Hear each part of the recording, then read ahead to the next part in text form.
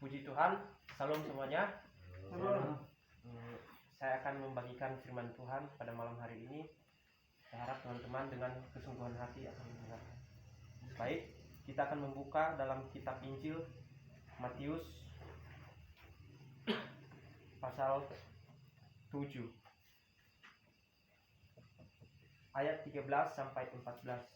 Matius pasal 7 ayat 13 sampai 14. Dengan judul perikop jalan yang benar. Oke, saya akan membacakan ayat yang ke-13 dan teman-teman akan membacakan ayat yang ke-14. Matius pasal 7 ayat 13. Dengan judul perikop jalan yang benar. Masuklah melalui pintu yang sesat itu, karena lebarlah pintu dan luaslah jalan yang menuju kepada kebinasaan, dan banyak orang yang masuk melaluinya. Karena sesalah pintu dan sempit jalan yang menuju kepada kehidupan, dan sedikit orang yang mendapatinya. Terima kasih. Ini firman Tuhan yang saya kutip dari kitab Matius. Kitab Matius ini adalah salah satu kitab Injil pertama dalam kanonika Kristen yang ditulis oleh Rasul dari Tuhan Yesus Kristus dengan tema Yesus Kristus sebagai Mesias Anak Allah yang hidup. Nah, di sini latar belakangnya Matius ini menulis kitab ini dengan tujuan memberitakan bahwa Yesus Kristus itu adalah Tuhan Mesias Anak Allah. Nah, saya mengutip dari ayat pasal ke-7 ini, Matius ini, dengan judul perikop jalan yang benar. Teman-teman di sini, siapa yang pernah melewati jalan yang sulit menurut teman-teman itu nggak bisa dilewati, jalan yang susah, misalnya masalah gitu, mempunyai masalah yang sulit sekali, seolah-olah itu tidak ada jalan keluar. Mungkin kita banyak melewati masalah-masalah atau jalan yang sesat gitu. Nah, di sini di ayat 13 itu ini adalah suatu ayat firman Tuhan yang menunjukkan kita jalan yang benar.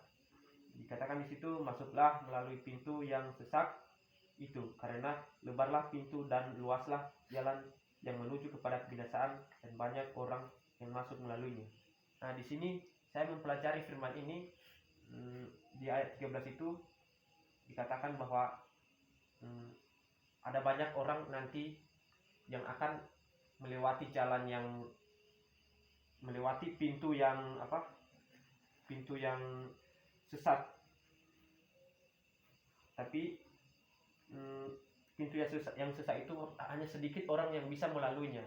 Kenapa? Karena mereka tidak tahan terhadap setiap masalah. Mereka tidak tahan melewati setiap proses dalam masalah hidup gitu. Melewati sebuah proses itu bagi mereka itu sangat susah gitu. Jadi melewati pintu yang sesat itu mereka berhenti, bahkan mereka mundur gitu.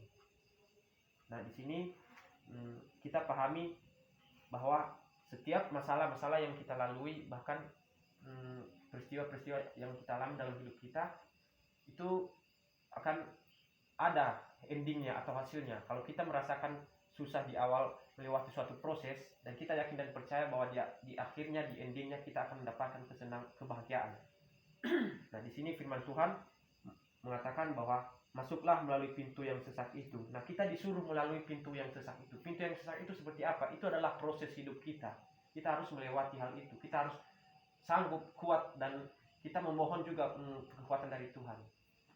Proses hidup itu tidak susah, maksudnya tidak gampang gitu kita melaluinya. Kita harus berjuang gitu. Nah, namanya berjuang ini harus kita tahan uji dalam segala proses itu. Kita harus melewati terus, dan kita harus benar-benar melewati pintu itu, karena pada akhirnya kita akan menemukan keluar dan menemukan pintu yang benar, dan kita akan masuk ke dalam kebahagiaan gitu.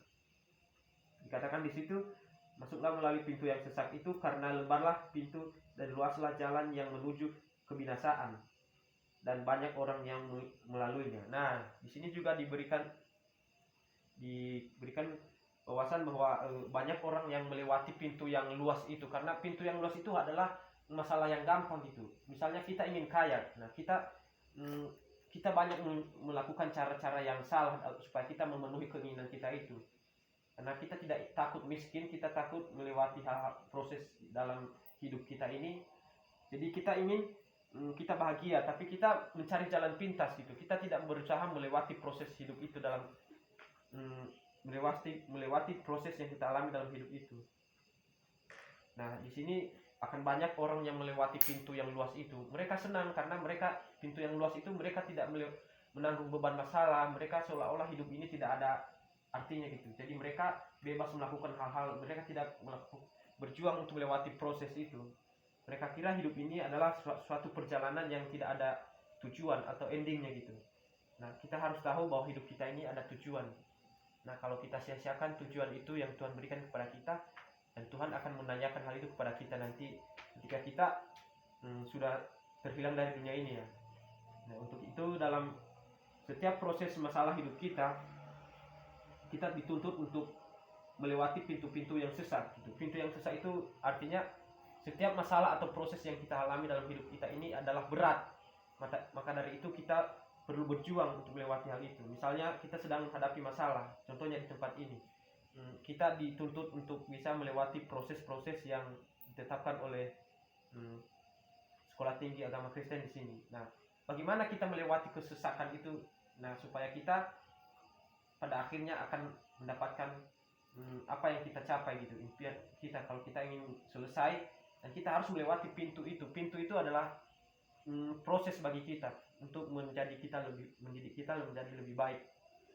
Kalau kita melewati itu dengan cara yang gampang gitu, kita semena-mena melakukannya dan kita tidak berhasil menemukan yang namanya kebahagiaan ini karena kita tidak berjuang melewati proses itu.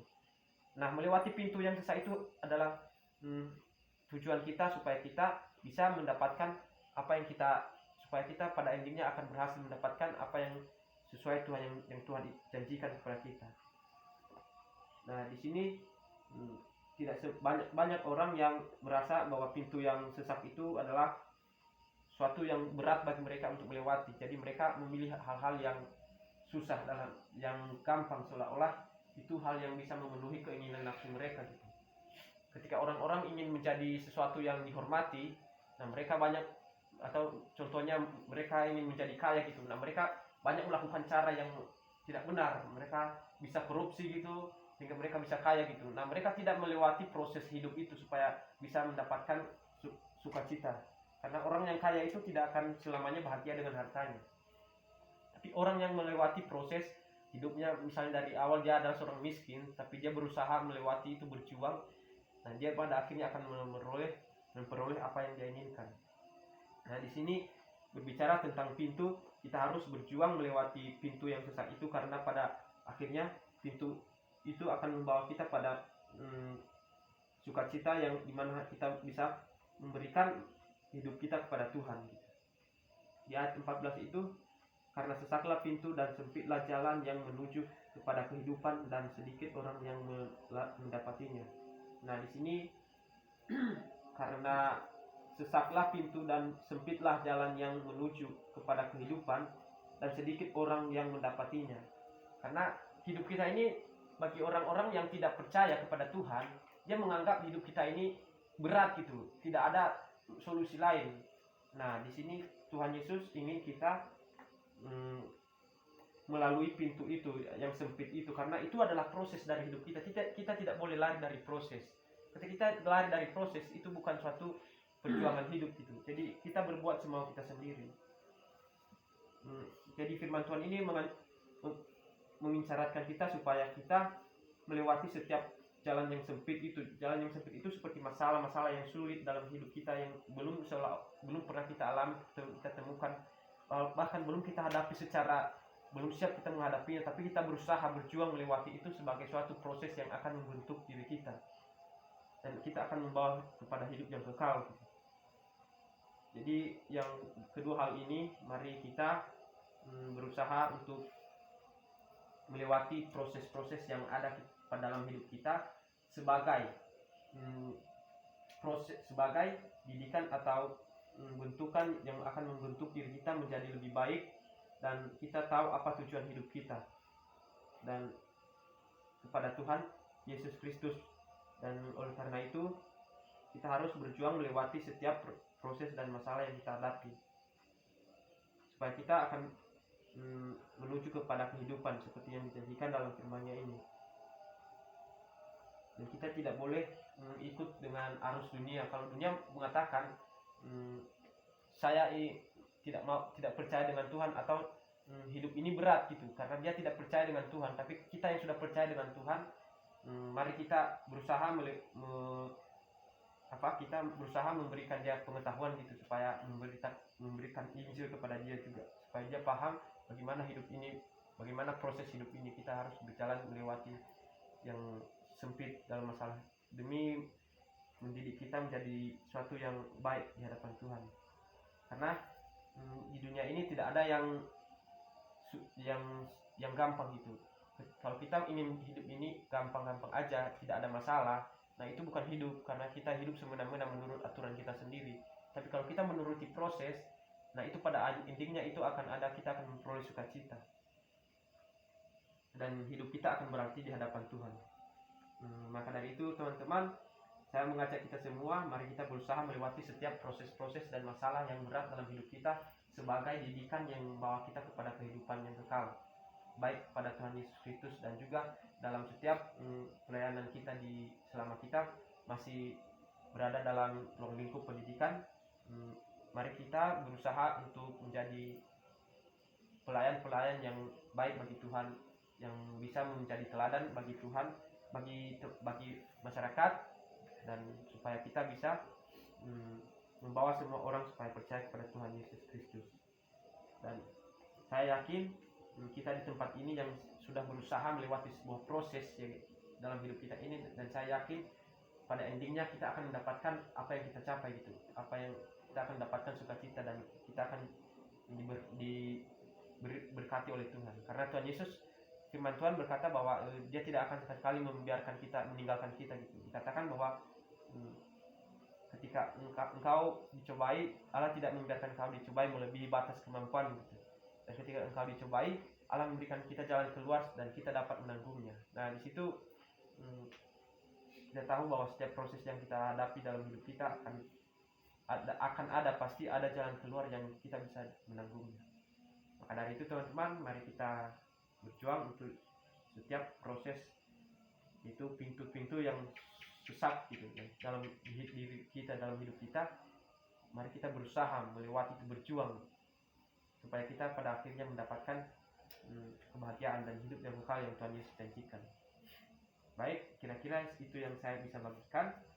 Semoga firman Tuhan ini dapat bermanfaat dan kita bisa berjuang di setiap melewati proses dalam hidup kita, supaya kita kedepannya menjadi seorang yang bijaksana, dan kita akan memperoleh hidup yang kekal itu dalam Tuhan Yesus Kristus.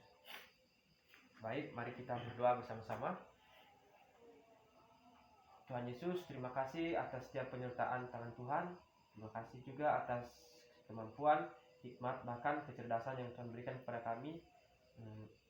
Kami tempat ini adalah orang yang sangat lemah dalam memahami firman-Mu, bahkan dalam menyampaikan firman-Mu. Tapi kami mohon Engkau berikan kami kekuatan, hikmat, dan kebijaksanaan, baik dalam kami berkata-kata maupun bertindak Tuhan. Dan Engkau kuatkan kami di setiap langkah kami untuk melewati proses-proses dalam hidup kami sebagai ujian menuju keberhasilan dalam hidup kami Tuhan. Dan juga supaya kami bisa memahami apa yang Engkau kehendaki dalam hidup kami, dan kami memiliki tujuan dalam hidup kami. Dan supaya kami bisa berjuang melewati setiap proses-proses itu sebagai didikan yang baik bagi kami, supaya kami bisa mengalami pertumbuhan dan menjadi makin serupa dengan Kristus. Tuhan Yesus Kristus, kami mohon terus pimpinan Roh Kudus-Mu. Engkau kuatkan kami tempat ini, Engkau berikan kami kecerdasan dalam setiap menghadapi tugas-tugas, menyelesaikan setiap tugas dan tanggung jawab kami sebagai mahasiswa. Kami serahkan segala pergumulan hidup kami dalam tangan-Mu. Terima kasih Tuhan, terima kasih atas firman-Mu yang telah Engkau sampaikan melalui perantaraan hamba-Mu. Terima kasih Tuhan Yesus, inilah doa kami sepenuhnya saya serahkan dalam tangan-Mu. Dalam nama Tuhan Yesus Kristus terjadilah. Haleluya. Amin. Amin. Terima kasih.